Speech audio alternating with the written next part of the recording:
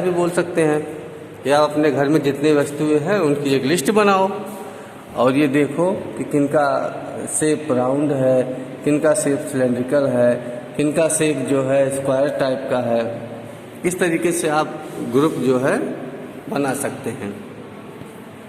तो ये बहुत आसान है कि कौन कौन से मटेरियल्स आपके आसपास पाए जाते हैं और उनका ग्रुप आप कैसे बनाएंगे, किस आधार पर उनको कैटेगरी में डालेंगे, किसको किस कैटेगरी में डालेंगे। तो यहाँ कुछ दिया गया है कि अपने आसपास की वस्तुओं को देखिए और राउंड शेप में जो है उनकी लिस्ट बनाइए। तो राउंड शेप में कौन है, देखिए एप्पल है, ऑरेंज है और पिक्चर है, पिक्चर मतलब घड़ा, और ये सब एडिबल भी है, नॉन एडिबल। तो कई प्रकार से आप लिस्ट बना सकते हैं। जैसे आपको डायरेक्शन दिया जाए, जैसे कहा जाए 50 वस्तुओं के नाम लिखिए, तो कोई भी 50 वस्तु आप लिख लेंगे खटखट। उसके बाद में कहा जाए उसमें कौन सी खाने वाली है, कौन सी खाने वाली नहीं है।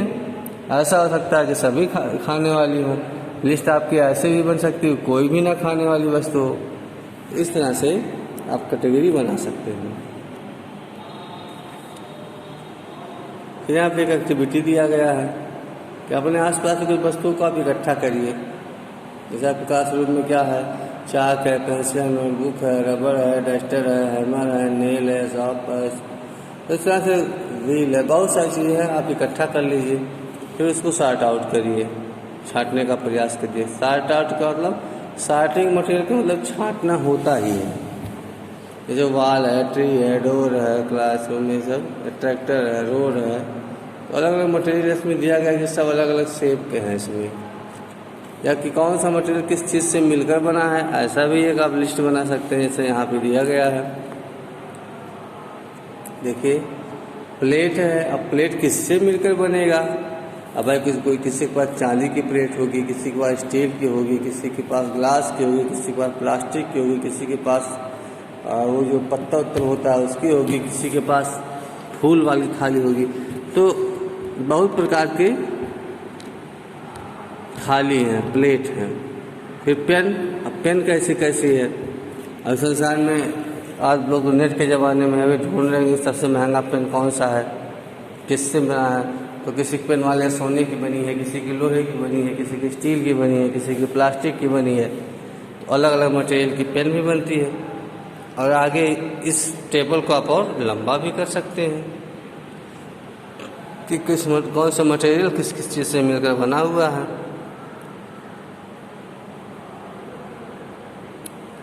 फिर यहाँ पे देखिए कॉलम ए कॉलम बी आपको करना है। Different type of object that are made from the same material.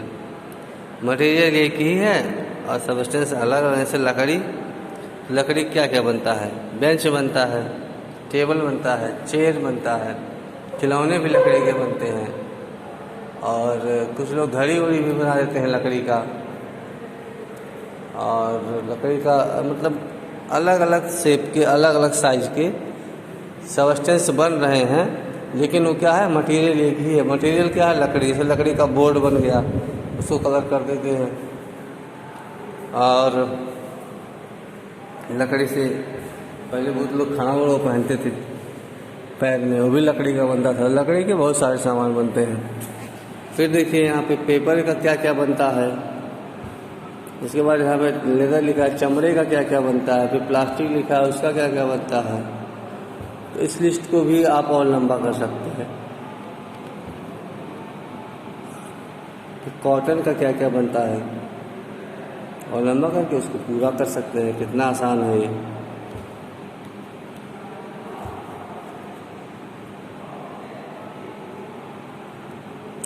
फिर यहाँ पे लिखा है प्रॉपर्टीज़ ऑफ मटेरियल। मटेरियल की प्रॉपर्टीज़ क्या होती है। जैसे कुछ कंडक्टर हैं, कुछ इंसुलेटर हैं, कुछ चमकते हैं, कुछ में रिंगिंग साउंड होती है, और कुछ को धूप में रखोगे तो गर्म नहीं होगा, कुछ मटेरियल को धूप में रखोगे तो गर्म हो जाएगा। तो इस प्रकार से ये सब प्रॉपर्टीज़ है मटेरियल की।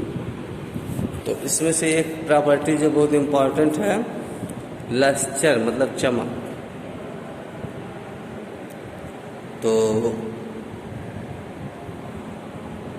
अब कौन सा मटेरियल किससे मिलकर बनता है, ये भी ध्यान देने की बात है। अब देखो जैसे गिलास विलास बनता है तो लोहे का बन जाता है, स्टील का बन जाता है, प्लास्टिक का बन जाता है ना। और किसका बनता है, और कुछ सुझाइए आपको। और ऐसा हर चीज़ का बनता है, फाइबर का भी बन जाता है गिलास, है ना। लेकिन पेपर का क्यों नहीं बनता, कपड़े का क्यों नहीं बनता।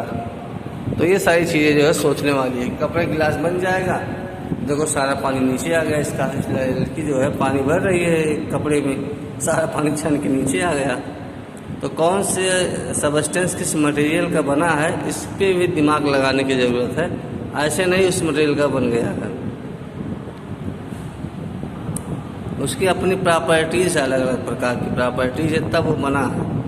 जैसे गिलास है, ये किसका बना होता है, ग्लास का होता है, फिर चाहे जिसका बना हो, टम्बलर है,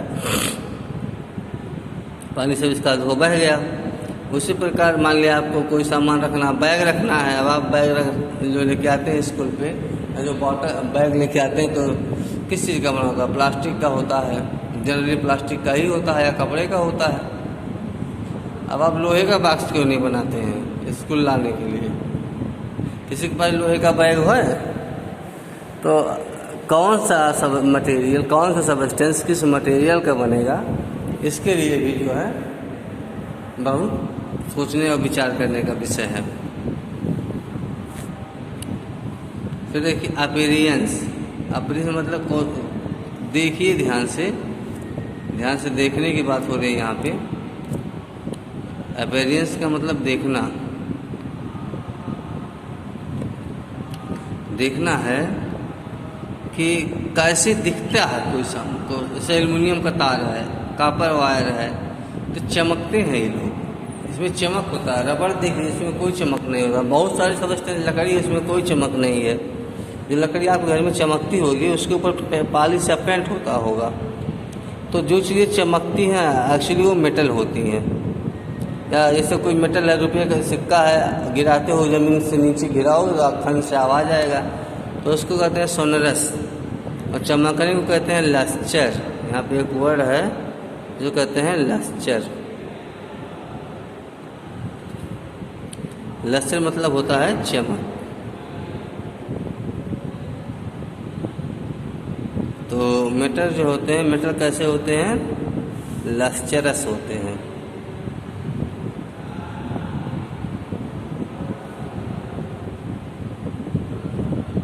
जो शाइनी सरफेस होता है उसी को लस्चर बोलते हैं।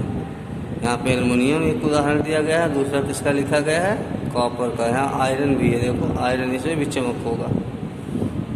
आयरन है, एल्युमिनियम है, कॉपर है, इन सब में क्या होगा, चमक होगा। लगे को लिखा है लस्चर। लस्चर का मतलब चमक होता है। जितने मेटल होते हैं उसमें लस्चर होता है। देखो ऐसे काटोगे, कोई भी मेटल हो ऐसे काट दो, मेटल आपके पास है ऐसे काट दो, यहाँ देखोगे तो चमकेगा ये। मेटल जो होता है वो हार्ड भी होता है। मेटल की प्रॉपर्टीज हैं सब, ऐसा नहीं खाली मेटल ही हार्ड होता है। डायमंड मेटल नहीं, लेकिन वो बहुत हार्ड होता है।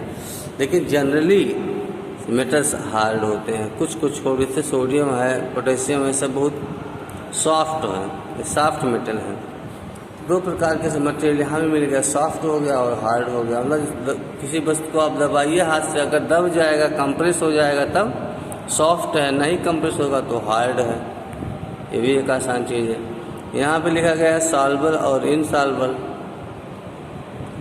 सॉल्युबल और इनसॉल्युबल का मतलब है कि कोई, जैसे आपके पास बीकर है, दो बीकर है, इसमें कोई चीज़ आप डालिए, मतलब यहाँ पे साल्ट डाल दिए, यहाँ पे सैंड डाल दिए, तो कौन डिजॉल्व होगा, ये डिजॉल्व हो जाएगा, ये डिजॉल्व नहीं होगा।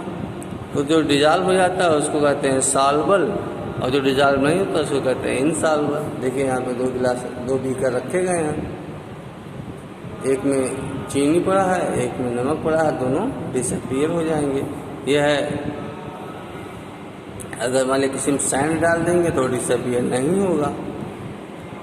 अब यहाँ पे आपको एक टेबल दिया गया है, इस टेबल को आपको भरना है ठीक से, और यही आपका लास्ट टॉपिक है, एक्टिविटी 5 हम लोग बाद में देखेंगे, यहाँ तक हम लोग आज देखेंगे। सॉल्वर और इनसॉल्वर, देखो साल्ट है पानी में डिजॉल्व हो जाएगा, शुगर है डिजॉल्व हो जाएगा, सैंड है नहीं होगा, चाक पाउडर है ये भी नहीं होगा, तो ये नीचे वाला जो है सॉडस्ट है ये भी नहीं होगा। चाक पाउडर का मतलब चाक जो है आपको लगेगा डिजॉल्व होगा, कुछ समय के बाद देखेंगे नीचे बैठ जाता है तली में, तो जो तली में बैठ जाता है उसको हम लोग सॉल्यूशन नहीं बोलते हैं।